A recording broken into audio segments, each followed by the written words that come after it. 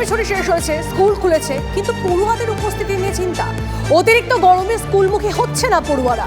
বেশ কয়েকটি জেলায় উপস্থিতি 40%-এরও কম। স্কুলগুলিতে পড়ুয়াদের উপস্থিতির হারে চিন্তায় শিক্ষামহল।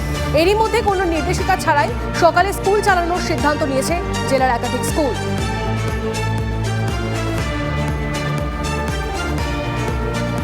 বাচ্চাদের শরীর প্রচুর পরিমাণে অসুস্থ হয়ে যাবে।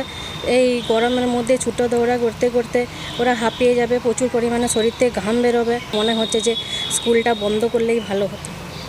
যতদিন এই গরমটা অস্বস্তিকর গরমটা থাকছে, বৃষ্টির পরে যদি স্কুলটা খুলতো একটু আবহাওয়াটা ঠিক হতো।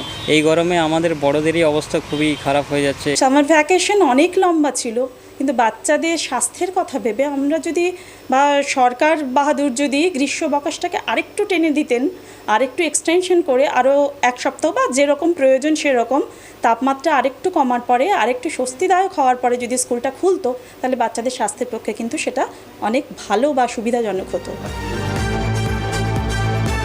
এনি শ্রমিক ভট্টাচার্য তিনি কি বলেছেন শুনুন।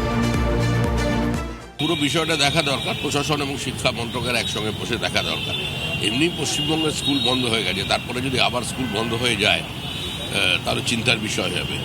হাজারখানেক প্রাথমিক স্কুলে কোনো প্রধান শিক্ষক নেই, বিভিন্ন ফ্যাকাল্টির কোনো টিচার নেই, কয়েকটা মহকুমায় বিজ্ঞানের কোনো শিক্ষক নেই। একটা চরম অরাজক অবস্থা তৈরি হয়েছে। আমরা চাই অবিলম্বে সমস্যার সমাধান, স্কুল নিজের ছন্দে ফেরুক। চলছে পারদ, পাল্লা দিয়ে আর্দ্রতা। ভ্যাপসা গরমে হাঁসফাঁস বাংলার পরিস্থিতি। ফের 45 ডিগ্রি ছুঁই তাপমাত্রা কলাইকুণ্ডায়, 43 ডিগ্রি গরম বাঁকুড়া পুরুলিয়ায়। আরও কয়েকদিন পশ্চিমাঞ্চলে তাপপ্রবাহের সতর্কতা দিয়েছে আবহাওয়া দপ্তর। কলকাতা সহ দক্ষিণবঙ্গের জেলাগুলিতে ভ্যাপসা গরম চলবে। আষাঢ়ের শুরুতে গরম কমতে পারে দক্ষিণবঙ্গে তীব্র গরম পড়লেও প্রবল বৃষ্টি উত্তরবঙ্গে। উত্তরের কয়েকটি জেলায় ভারী থেকে অতি ভারী বৃষ্টির কমলা সতর্কতা দিয়েছে হাওয়া অফিস।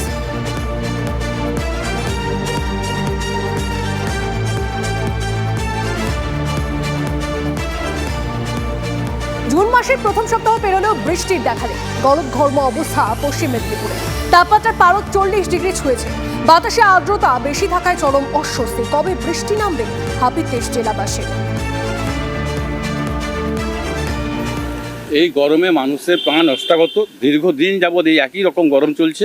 এই গরমে চলতে গেলে অবশ্যই ওআরএসের জল কিংবা নুন চিনির জল কিংবা শরবত, ডাবের জল এই সমস্ত খেয়ে আপাতত থাকতে হবে। যারা শ্রমিক শ্রেণীর মানুষ তাদের কাজ করার খুবই অসুবিধা আছে। তারা রোদে গরমে কিছু মানুষের শরীর দুর্বল হয়ে পড়ছে, শরীর অসুস্থ হয়ে যাচ্ছে।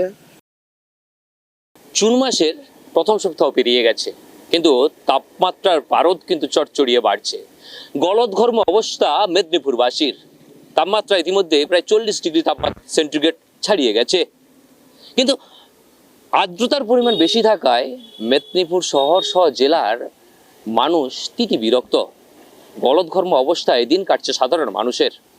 প্রত্যেকটি মানুষ অপেক্ষায় রয়েছে কবে বৃষ্টি আসবে, বর্ষা নামবে কবে, সাধারণ মানুষের এই হাঁসফাঁসানি অবস্থা থেকে মুক্তি পাবে কবে।